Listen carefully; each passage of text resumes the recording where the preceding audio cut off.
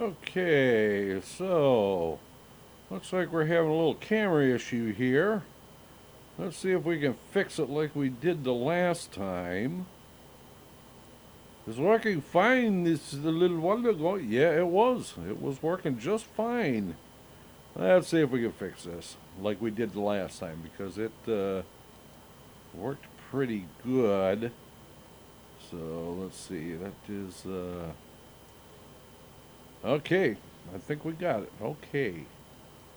So, hey, and there we are. Erev Tov, everyone. Shana Tova. That's right, Shana Tova, because we will not see some of you until the last week of October because of the high holy days. We will be off. Doing services and all that high holy day stuff, and um, so we will be off for a while, just about a month. Yeah, yeah, just about a month, which usually happens. We usually have this little break during the high holy days. So, but we will return after Sukkot Torah. That's right, your favorite holiday. Yee! Yeah, Simchat Torah. We will be back the following week. Okay, so let us see who we have in the chat room here. Let's see. We have some people here. So let's see. We have Donald. We have Rabbi Shlomo. We have Kat and probably David, I assume. Um, Kelsey Lynn, Veronica, Shlomo, and I assume Shoshi. And, oh yeah, there's David. And Ariella. And I assume Zev. And, of course, Ethan is here. Yeah, Ethan in the house. That's a bit hip hop for you, wasn't it? Yeah, but it did sound good. Yeah, okay, okay. Yeah, yeah, I have to admit it did sound good. Okay, so anyway, so again, we'll be off for about a month, and then we will return, and we will pick up where we leave off. Any cliffhangers? No, I don't think we'll do any cliffhangers tonight because it'll be too long of a period before we actually get together again. So let's see. So let's get you on your camera if it is working. Yeah, yeah, if it is working. So let's see. Turn that one off first, and then we'll turn that one on. Hey, look, and there it is. It is frozen just like the other one was. Okay, so let's fix that. At least we know how to fix it now. That's a good thing.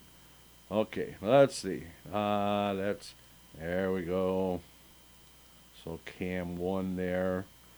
If we can see my shirt that I was wearing earlier here. Let's see. So that is the other camera. Now let's switch back to that one. And there I am! Okay, we've got it figured out. Okay, so cool. Okay. It worked out pretty good. Yeah, actually it did. Once that we figured out that we could actually fix it on the fly, I'm pretty impressed. I'm pretty impressed too. Yeah. Okay, so let's fix your camera here a little bit. Hopefully we won't do anything. Yeah, that's a little better. Okay. I think maybe over a little. Yeah, I think so too. Let's just move it over just a little bit and get me centered in the frame. Okay, Mr. DeMille. Okay, so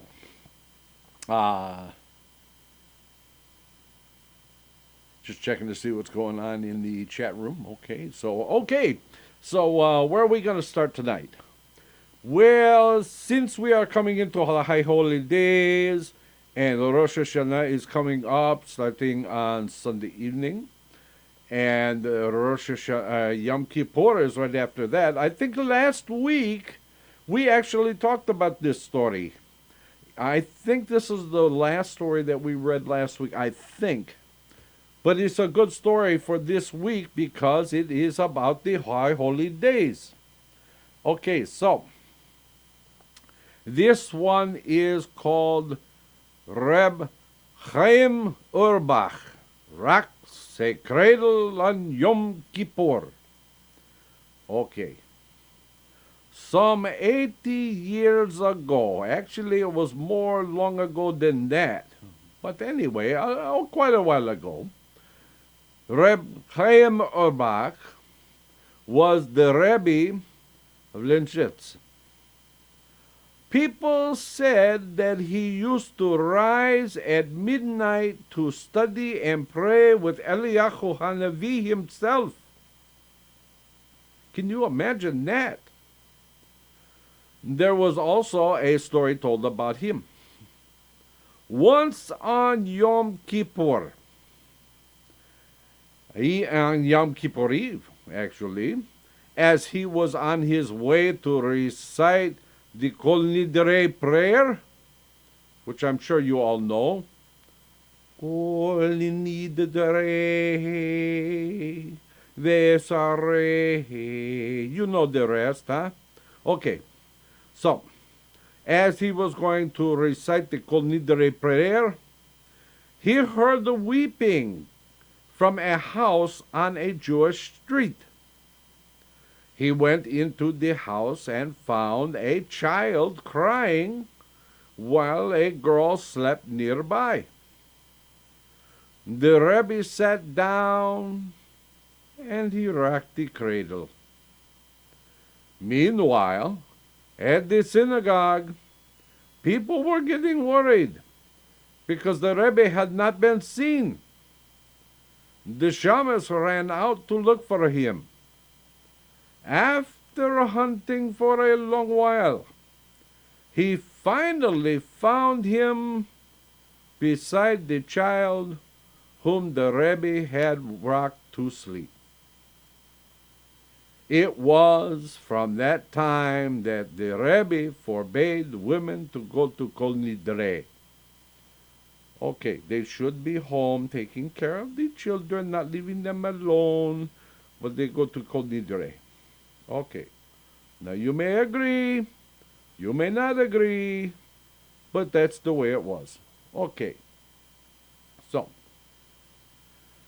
this next story is called Rain and the Rebbe of Stulin. Yisrael Perlov of blessed memory, the Rebbe of Stulin, went out one fine morning to take a drive in his carriage. As he was riding along, he passed through a village. When the Gentiles in the place realized that it was the Rebbe, a huge crowd gathered. A crowd so dense as in a lot of people, not dense as in, well, never mind. A crowd so dense it became dangerous. The whole village was there. And the people prostrated themselves before the Rebbe's carriage and would not let him pass. The Rebbe was astonished, as you can imagine. For heaven's sake, he said, what is it you want? What is the matter with you people? What are you, crazy or something? Anyway, the holy Rebbe, came the tumultuous answer from the crowd. We will not let you pass until you promise us rain. It's nearly 3 months since we saw any rain. We are exhausted from lack of water. Everything has dried out. The grain in the fields, our cattle in their stalls, and we have turned gaunt watching them.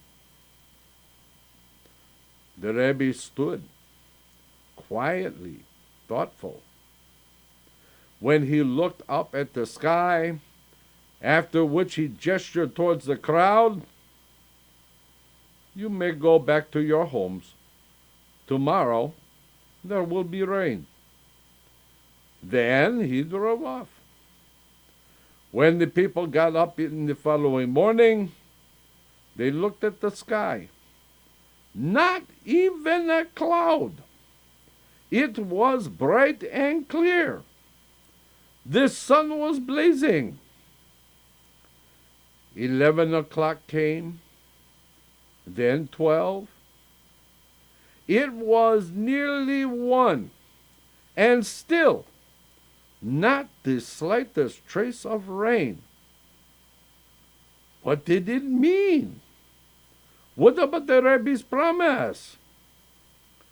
Suddenly, around 2 o'clock, a cloud appeared in the sky, grew dark, and began to rain. A veritable deluge, I tell you. For 3 days and 3 nights it poured, filling every lake and river and creek. And there you have it. Okay. So this the next story is called The Miracle of the Dry Well. The Rebbe of Vishnitz, Reb Mendel of blessed memory, was being driven out of his mind by a man who complained that he had built a house and bricked in a well, and it had cost him a great deal of money. But there was no water in the well. One day, the Rebbe said to him, "When I travel to Kosev to visit Reb Chaim, the route I take will be near your house. Remind me then." When the time came for the journey, the Rebbe passed near the man's house at about the time of early evening prayers. The Rebbe interrupted his journey and said to the man, "I want to wash my hands. Dip up a ladle of water from your well for me." "But Rebbe, the well is dry," said the man. "Don't be a fool. Have you ever seen a well without water? Take your ladle and dip." Since it was the Rebbe's command, the man did as he was told. And indeed, he drew up water in the ladle. The Rebbe washed his hands.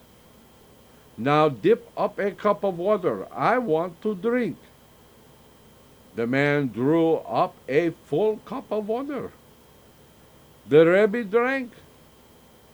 And from that time on, there was always water in the well.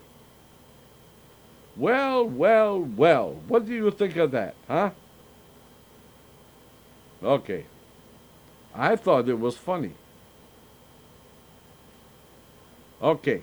This is a very good one. This would be a good one to read on Purim. It is called The Reincarnation of Queen Esther.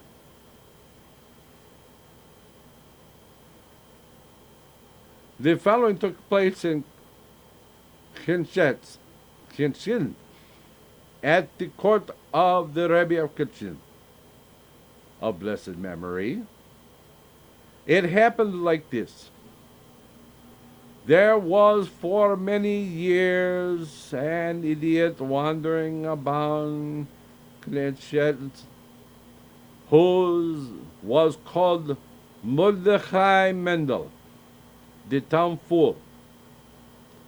Like all such souls, he made his living by begging, and slept at night in the synagogue beside the stove. Then one night the news spread through the town that the poor idiot had died. It goes without saying that nobody made much of a fuss over his death. Indeed, it occurred to no one to go to the funeral. Oh, what a shame, huh?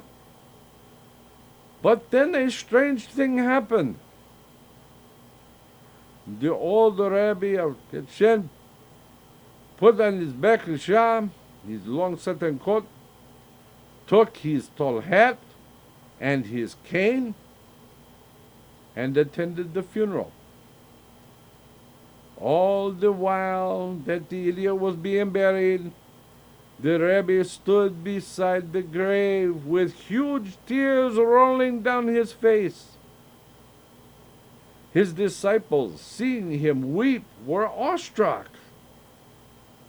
But no one ventured to ask why he was crying.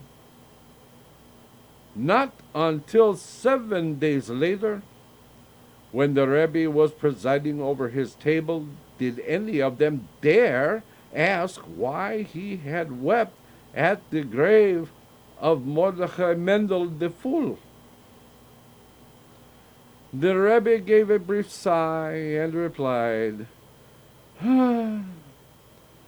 "Let me tell you a story of what happened to my grandfather of blessed memory. A poor teacher, a very pious Jew, once lived in this city.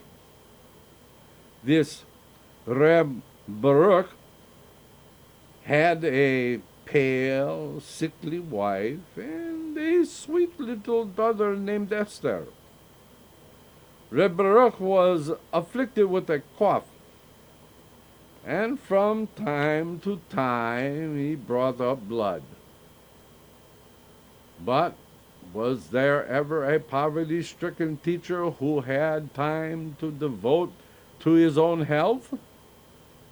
Well, our Reb Baruch cough got continually worse.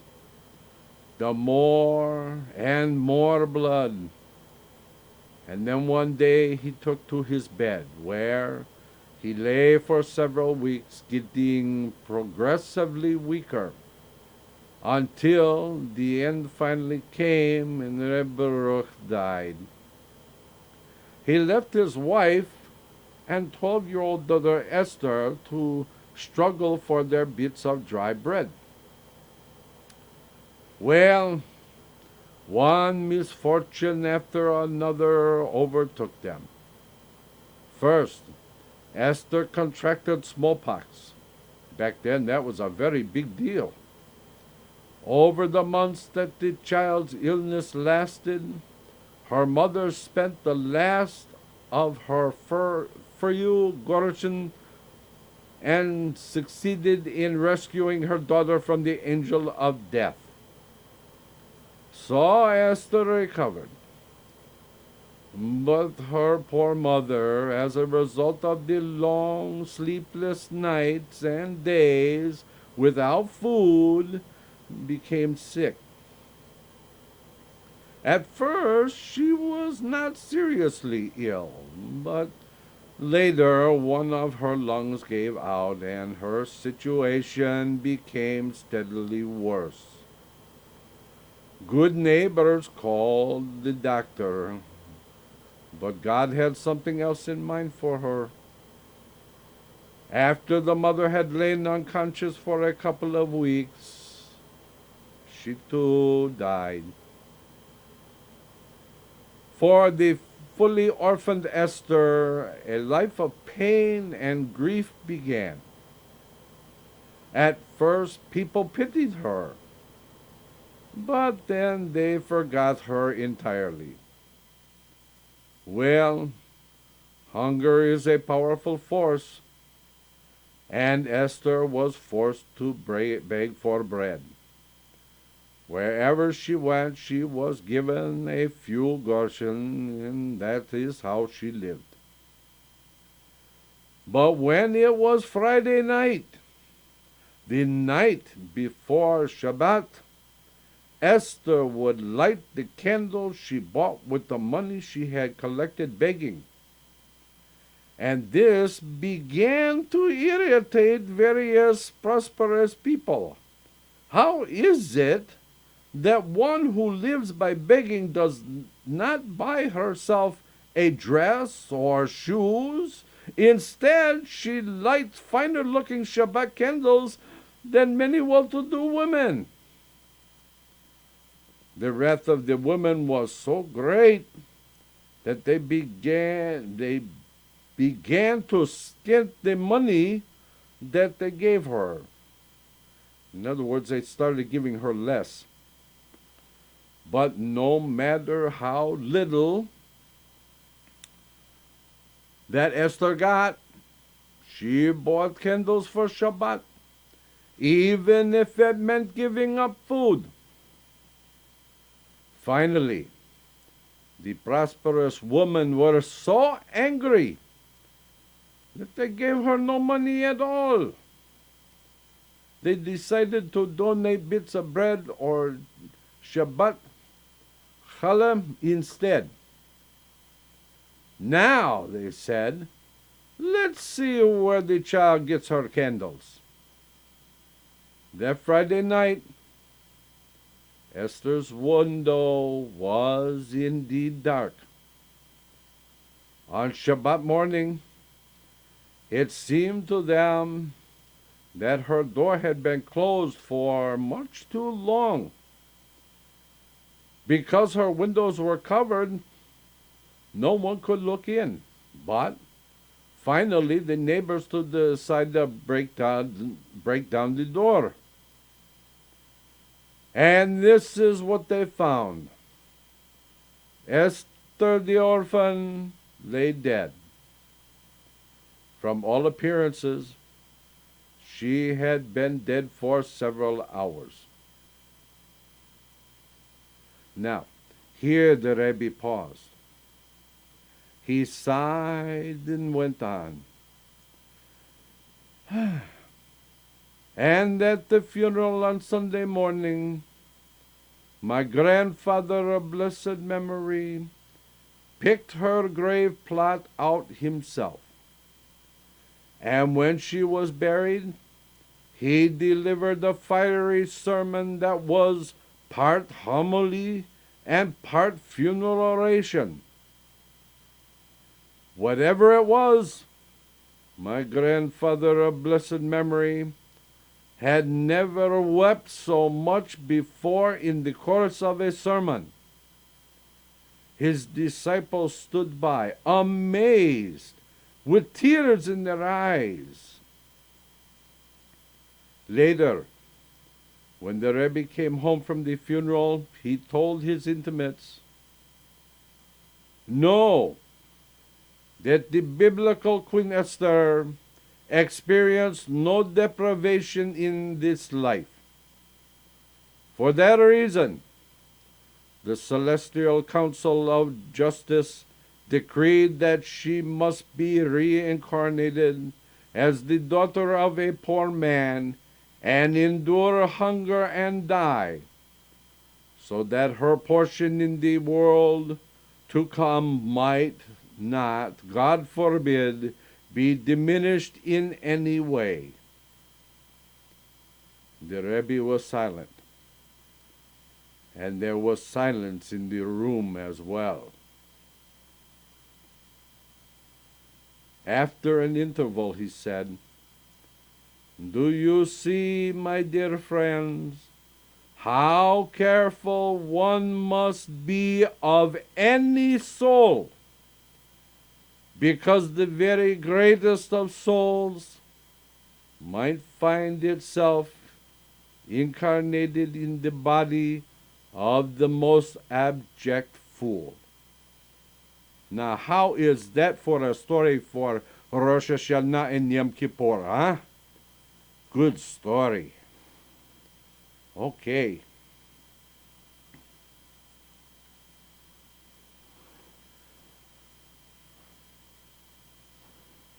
Okay, so we start this one. Okay. The penitent and the Rebbe of Teshnakove.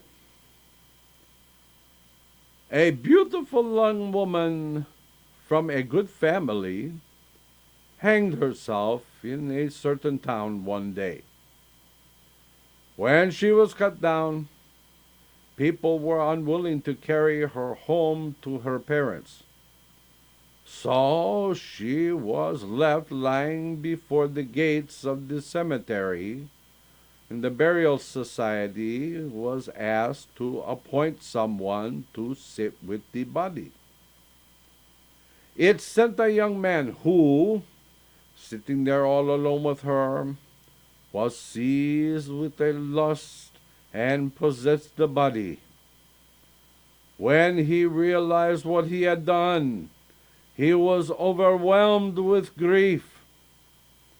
He could find no peace, and the more he thought of what he had done, the more heavy-hearted he became. Unable to rest, he went to the great Rebbe and told him what he had done. The Rebbe said, "Step out of the house." The man went out and stood in the vestibule. There, he sank into a trance of some sort, a waking sleep, in which it seemed to him that he was running past towns and forests and mountains and valleys. He saw beasts and wondrous other things.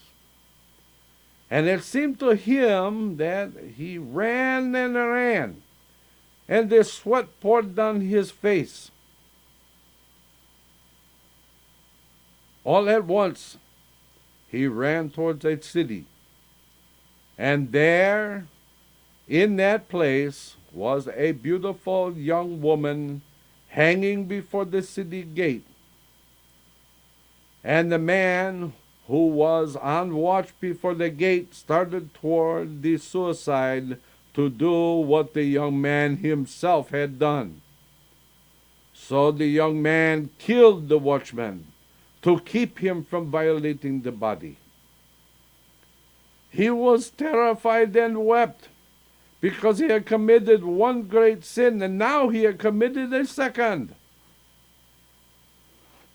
Just then, the door of the Rebbe's house opened, and the young man was called back in. "Look at the clock," the Rebbe said. The young man looked. No more than an hour and a quarter had passed since he had left the Rebbe's chamber. "Well," said the Rebbe, "what did you see?" The young man told him everything and then wept. "Now, Rebbe, I've killed a human being." "Console yourself," said the Rebbe. "It was not a man you killed. What you killed was your Yetzer Hara, the evil passion that led you to your sin." These are all great stories for Yom Kippur coming up, huh? Okay. So, this next story, I've heard this story very many times, and different kinds of variations on it. And this was a pretty good one, though. The boy who put 2 socks on 1 foot. Okay. But we are going to have to wait till after our break to find out why this young man put 2 socks on 1 foot. Okay. So we take out a break, and we be back in 6 minutes.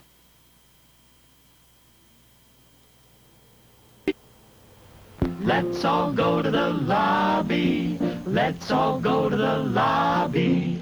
Let's all go to the lobby to get ourselves a treat. Delicious things to eat.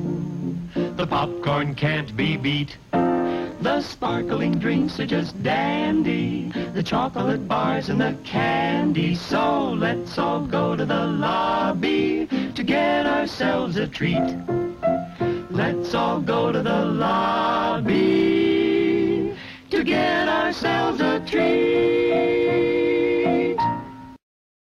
It's intermission time, folks, so hurry, hurry, hurry. Step right over to our refreshment center for the most extravagant array of refreshment goodies ever assembled under one roof.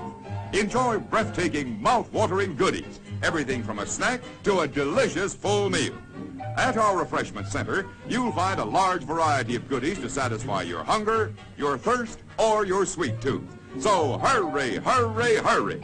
Visit our refreshment center now. The show starts in 5 minutes.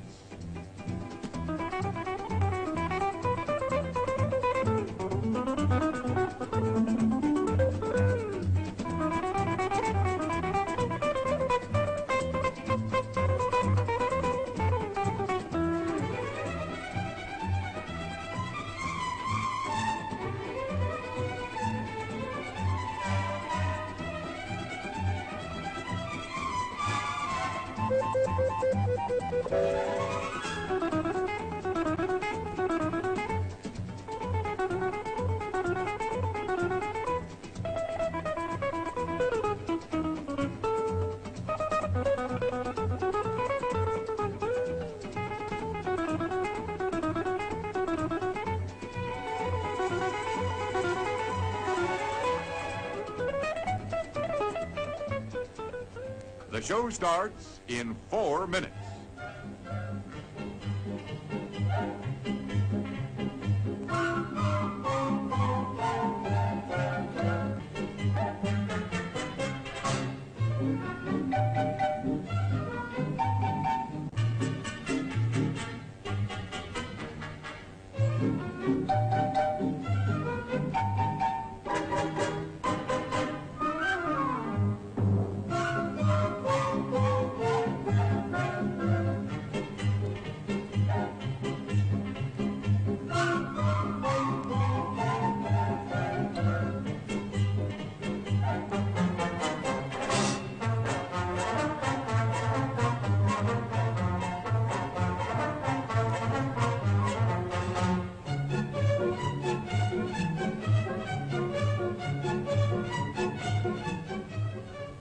The show starts in 3 minutes.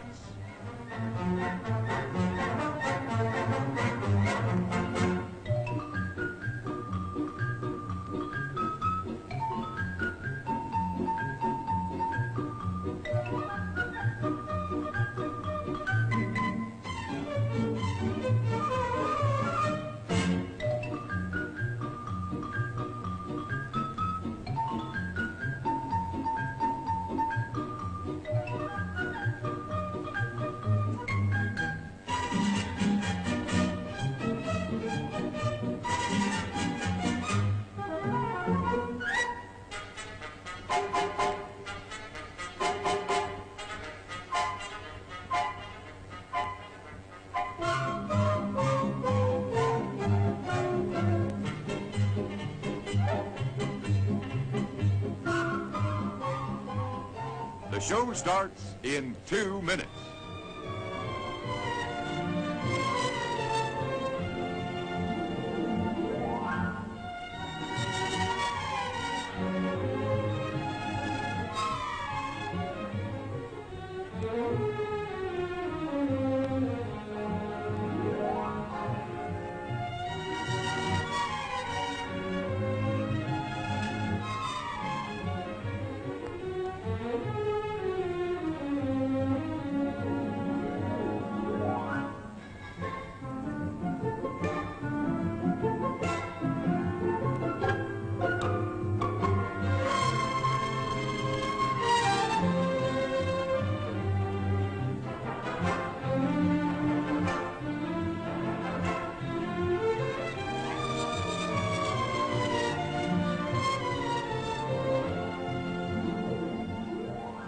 show starts in 1 minute.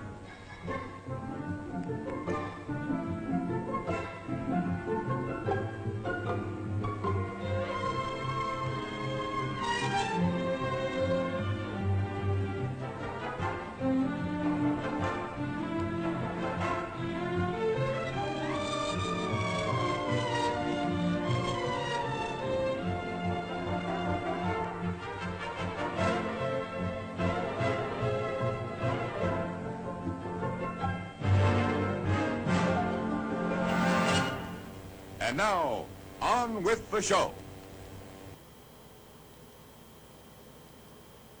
And we are back, just as promised. Okay.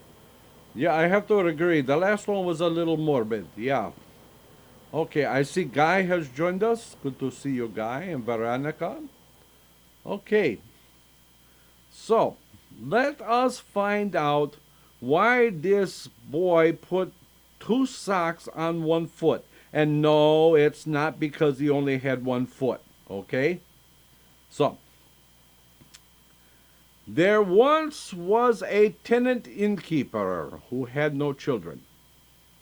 He used to go to his Rebbe and pester him again and again for a blessing that would produce a child. Finally, the Rebbe said that in a year's time a son would be born. And the Rebbe added that he wanted to be informed when the child came. And that's how it was. A year later, the innkeeper's wife gave birth to a son. And on the same day, the innkeeper went to the Rebbe and invited him to the circumcision ceremony. But the news made the Rebbe so unhappy that he wept. The innkeeper insisted on knowing why.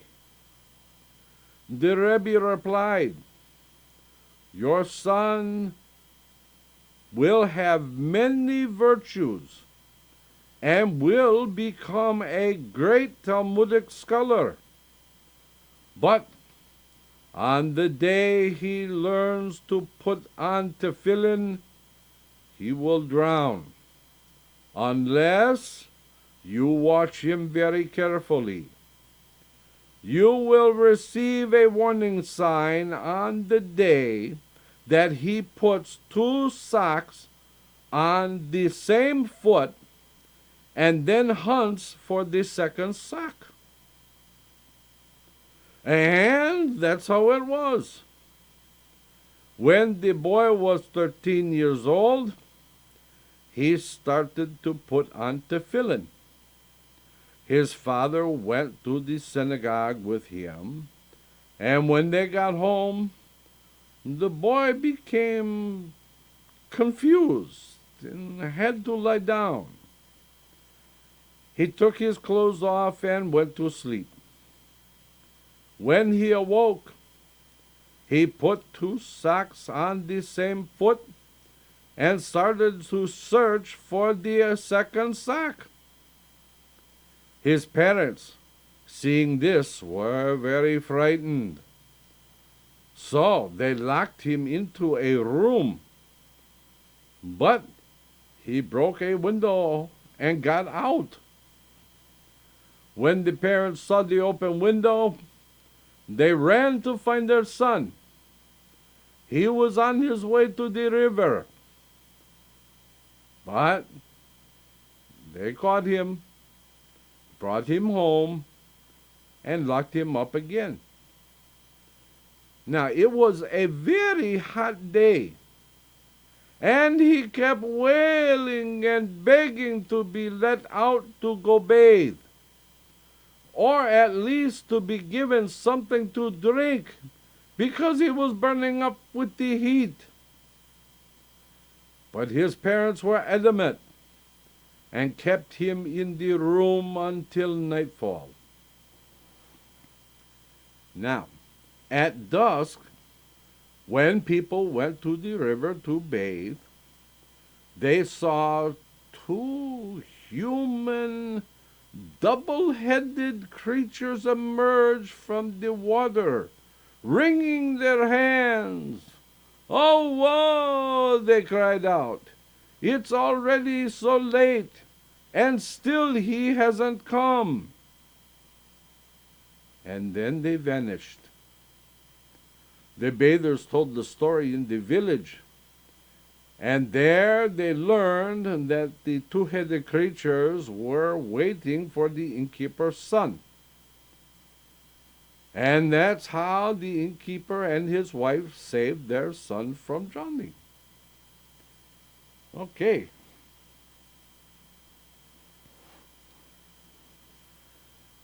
Okay, this one is called The Power of the Mourner's Prayer. This is the Kaddish Yatom. Okay, this is a good story. Pay attention. It's a good one. Two young friends from the same town traveled to see the old Rebbe of Alexander, Reb Henkel,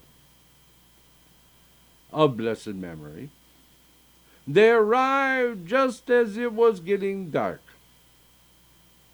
The Rebbe greeted them, but ordered them to take the road to Lutz at once. He said that when they came to a fork in the road, they were to separate and each go a different way. Both of the young men were frightened.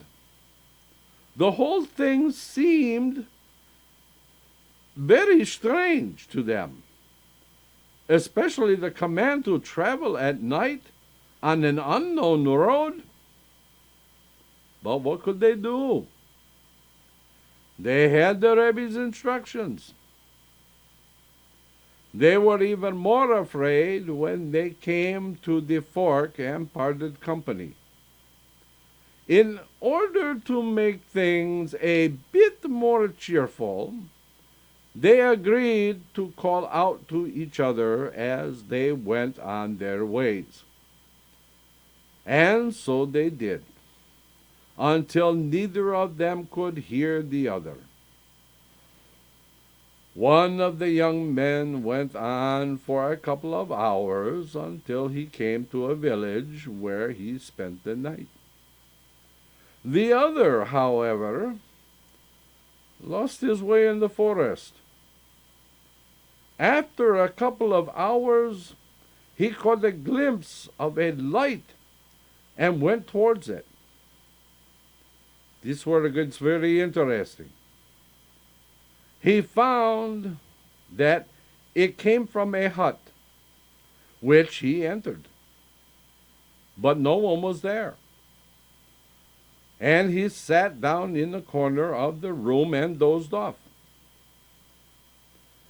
He woke when he heard an old man and a peasant woman come in. And as he watched, they began to dance. They danced for a considerable time. Then the old man brought in a bundle of straw, which he lighted and burned himself and the woman up. They were consumed, but they reappeared and began to dance again. Then they burned themselves up once more. And this happened several times. Watching, the young man was so terrified that he fainted dead away from sheer fright. When he woke in the morning, he found that he was lying in the forest and there was no sign of the hut. He went at once to the Rebbe and told him all that had happened. The Rebbe said, "My son, I sent you on your journey so that you would learn what you need to know. That old man you saw dancing was your father. When he was alive, he used to sin with that peasant woman. You were a small child when he died. But before his death, he asked me to do him a kindness and arrange that a pious act be performed on his behalf. Now, this scene you witnessed last night is repeated every night, and you are permitted to see it so you would understand why you must say the mourner's prayer, the Kaddish Yatom, for him, and study a chapter of commentary from the Mishnah every day. Your acts of piety will help him." From that time on, the young man performed those acts of piety. What you think of that one, huh? So I see Guy has joined us. Sorry, Guy, I wish I didn't see you until just now. Okay. See, the screen is right over here, and I can bear. Why don't you get back here and do your stories? I'm sure they don't really care where everything is set up. Well, yeah, I just thought they might want to know because we have one monitor that's way over here, and we have one that's way over here, and then we have a camera that's over here, and then we have my camera, which is here. Okay. I think they get the idea now. Okay. And then they can see all the junk in the background. Okay. So, nobody needs to know about my junk in the background. Well, I thought they might be interested. You got some kind of cool stuff back there. Lots of Detroit Tigers stuff. But this year I'm kind of wondering why. But anyway, okay. Okay, this one is called The Curious Disciple. One of the disciples of Reb Hashkel came to Kozmir and complained bitterly that the local squire, the Poretz, as they call him, was tormenting him about a debt. That he was threatening to drive him from his home unless the money was paid immediately. The Rebbe gave the disciple a letter addressed to the squire, and the Hasid whirled away.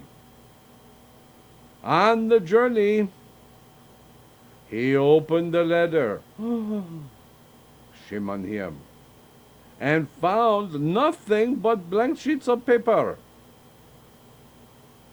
The minute he arrived home, he took the letter to the squire and watched as the squire opened it, looked at its contents, turned pale, and said, "Very well, I'll wait another month."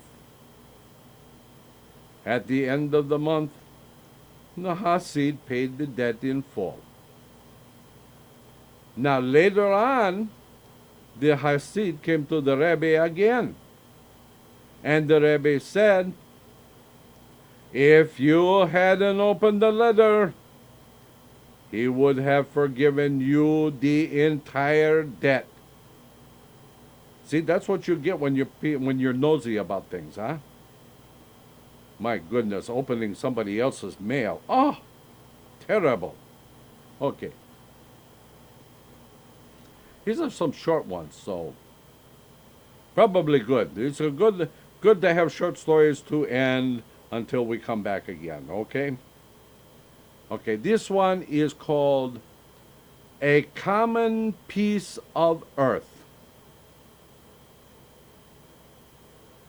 Reb of Rome Hamalek, called the angel, had a number of opponents, Misnagdim.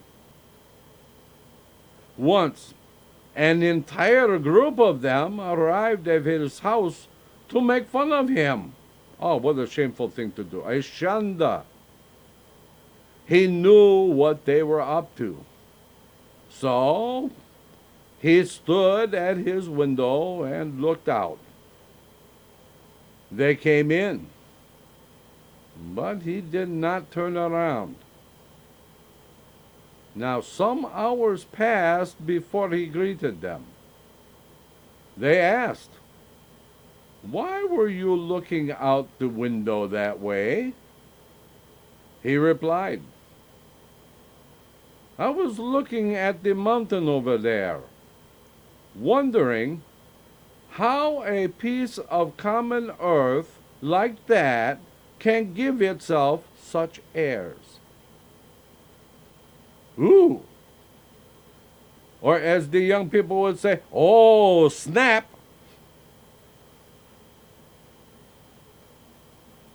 Okay.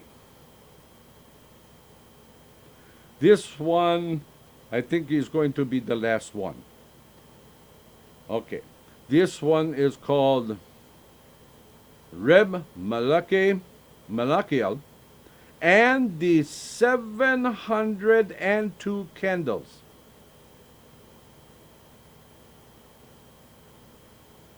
Reb Alter of Stutzin used to tell the following story about Reb Malkiel, the Rebbe of Lomce, the author of Devrei Malkiel. One day, Reb Malkiel lost his way on a journey. Because the Sabbath was rapidly approaching, it appeared that he would have to stop somewhere for the night. He noticed a hut some distance away, and drawing near, he was delighted to see a mezuzah nailed on the doorpost. God had sent him to a Jewish home where he could spend the Sabbath. He went into the hut and found a little boy playing on the floor and an old woman salting meat in preparation for Shabbat meal. He said, "Tell me, may I spend the Sabbath here?" The woman said loudly, "Yes." "Where is your husband?" he asked. "He is pasturing the cattle in the woods," she said. In a while, her husband came in, nodded at the woman, and greeted Reb Malkiel. Now, sometime later, the woman blessed the Sabbath candles, and they all seated themselves at the table. The man of the house made the prayer over the wine, as is the devout custom, ate a bit of fish and a bit of meat, and an olive-sized bit of bread. Oh, you got to have at least an olive-sized bit of bread, huh? After the meal, he recited the blessing like a man of learning, and then left the hut. Reb Malkiel asked, "Where has your husband gone?" The wife replied, "He is spending the night in the woods with the cattle." Now this struck Rabbi Malkiel as mysterious. and in general the husband gave him a strange feeling. In appearance, his host seemed to be an unlettered working man, but he spoke his prayers and blessings over the wine very much like a man of learning. When the household was asleep, Reb Malkiel went to the bedside of the couple's little boy and gave him a chain, a button, and other such shiny things that attract children.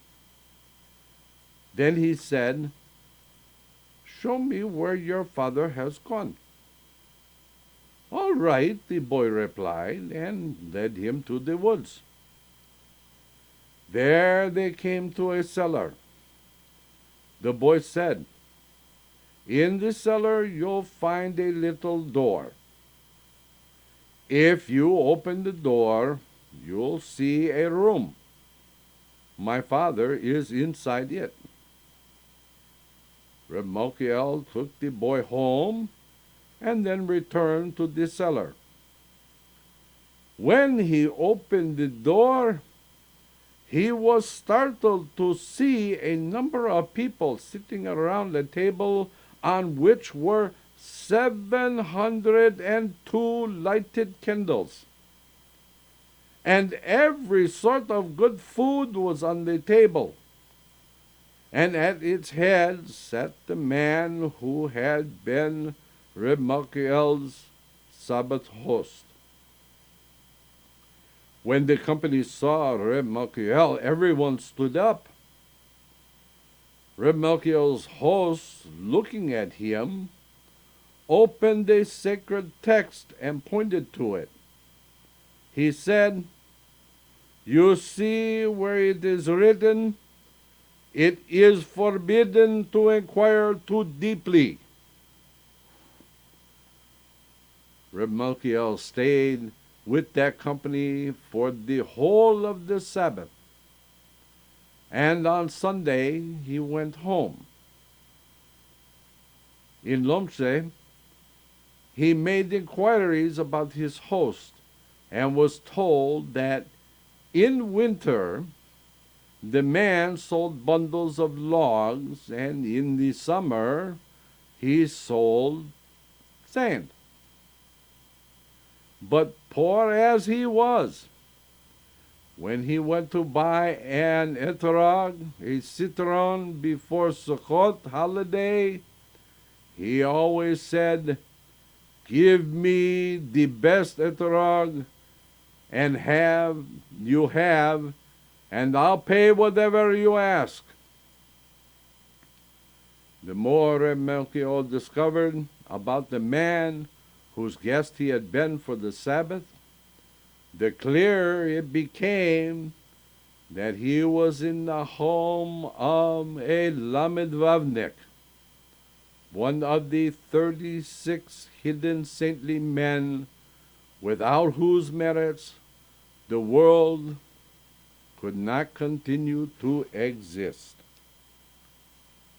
And that, my dear friends, is where we are going to stop for this week and for the next month. We will be back at the last week of October to pick up with our stories. I hope you will return with us. I hope you have a wonderful, a Shana Tova. And don't forget, on the holidays, V'simcha, with much joy.